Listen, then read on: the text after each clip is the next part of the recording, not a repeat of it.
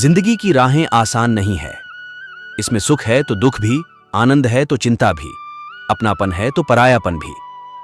ईश्वरीय रचना यही है कि हर चीज के दो पहलू हैं, एक के बिना दूसरा अकल्पनीय और अधूरा है। कोई किसी के दुख का कारण नहीं होता, ये तो अपने ही कर्म होते हैं जिसकी वजह से दुख उठाने पड़ते हैं। आज जो कौन सुखी नहीं होना चाहता, परंतु वह इसके लिए जो कर्म कर रहा है उसमें सुख है ही नहीं तो मिलेगा कहां से। हम आज जो कुछ कर रहे हैं वह निष्फल नहीं होता, देर सबेर उसका फल अवश्य मिलता है। विज्ञान भी कहता है कि हर क्रिया की प्रतिक्रिया होती है, फल समय के अधीन होता है। आग में यदि हाथ डाला जाए तो हाथ तुरंत जल जाता है, परंतु एक वृक्ष का बीज बोया गया तो उसमें फल आने में कई वर्ष लग जाएंगे, पर फल मिलेगा अवश्य। शुभ कर्म का फल शुभ और अशुभ का अशुभ होना ही है। आज हम जो कुछ हैं वह पिछले कर्मों का देन है, इसी को प्रारब्ध कहते हैं। प्रारब्ध के बाद पुरुषार्थ बहुत महत्वपूर्ण है। हम जो कुछ बनना चाहते हैं या जिस क्षेत्र में आगे बढ़ना चाहते हैं उसमें अपने पुरुषार्थ की महत्वपूर्ण भूमिका होती है। साथ ही साथ ईश्वरीय कृपा, ईश्वर अनुकूल या प्रतिकूल परिस्थितियां देता है। उन परिस्थितियों से अपने विवेक और सामर्थ्य के बल पर निपटना तो आपको ही होगा। दैवीय शक्तियां पुरुषार्थ वालों की ही मददगार होती हैं, निठल्ले आलसी और जाहिल लोगों की नहीं। कुछ आलसी लोगों का कहना है, अजगर करे न चाकरी, पंछी करे न काम, दास मलूक कह गए सबके दाता राम। जिसने पैदा किया है वह पेट भरेगा ही। उपरोक्त कथन सत्य है, जरा सी भी शंका की गुंजाइश नहीं। जिस गीता में भगवान कृष्ण ने योग क्षेमम वहाम्यहम की बात कही है, वहीं कर्म की प्रधानता को दर्शाया है। भगवान पर पूर्ण रूप से आश्रित होकर देखिए। श्रद्धा और विश्वास के साथ भगवान से निकटता बढ़ाने पर वे सब जिम्मेदारी स्वयं वहन करते हैं। जीवन यापन की सारी वस्तुएं भगवान द्वारा प्रदत्त है, पर आलसी कामचोर उसे नहीं पा सकता। मनुष्य को ईश्वर ने असीमित शक्ति दी है, बुद्धि, विवेक और पुरुषार्थ दिया है, जिसके बल पर क्या हासिल नहीं किया जा सकता। आलस्य और कायरता का ही फल है कि भीख मांगना एक व्यवसाय का रूप लेता जा रहा है। शारीरिक और मानसिक रूप से पूर्ण सक्षम होने पर भी कुछ बच्चे, जवान, लड़के लड़कियां, स्त्री पुरुष भीख मांगते दिख जाएंगे। भय और अतृप्त वासना ही समस्त दुखों की जड़ है।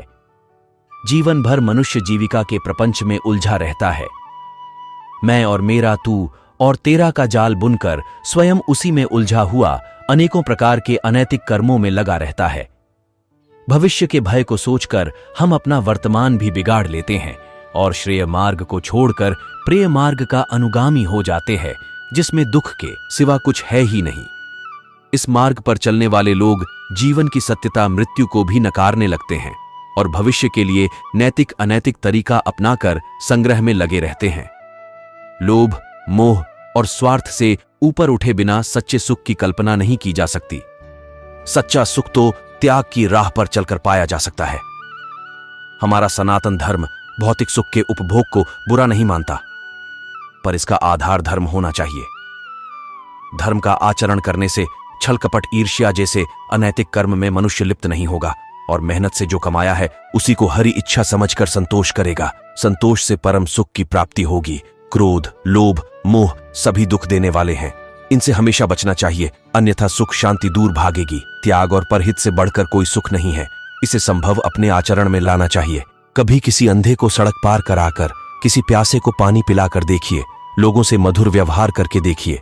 इसमें आपका कोई पैसा खर्च नहीं होगा, पर अतुलनीय सुख की प्राप्ति होगी। विश्वास करना सीखिए। विश्वास कीजिए कि सारी सृष्टि को रचने वाला परमेश्वर है और हम सभी उसकी संतान हैं। विश्वास किसी तर्क की कसौटी पर नहीं कसा जा सकता, अतः सभी में, चाहे वह इंसान हो, पशु पक्षी हो या पेड़ पौधे हो, सब में ईश्वर का वास मानकर घृणा को त्याग कर प्रेम करना सीखिए। यही सतत सुख, शांति की राह है। घर में छोटे मोटे मनमुटाव तो चलते रहते हैं, पर ये कलह के कारण बनकर दुखदाई भी हो जाते हैं। इसका मुख्य कारण है कि हम अधिकार की गांठ को मजबूती से बांध लेते हैं, पर कर्तव्य की पूरी तरह उपेक्षा करते हैं। अपना कर्तव्य भलीभांति निभाते हुए यदि दूसरों की बातों पर गौरपूर्वक विचार किया जाए तो निश्चित लगेगा कि मनमुटाव के अनेक कारण बेसिर पैर के बेतुके ही थे।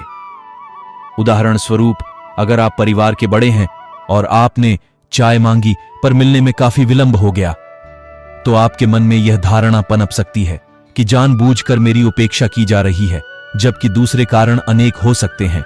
वह हम पालने के बजाय यदि कारणों की तरफ सोचा जाए तो मनमुटाव का प्रश्न ही नहीं होगा। सेवा लेने की बजाय सेवा देने का भाव आपकी खुशी कई गुना बढ़ा देगा। प्रेम और मधुर व्यवहार से मनुष्य, क्या पशु पक्षी भी अपने बन जाते हैं।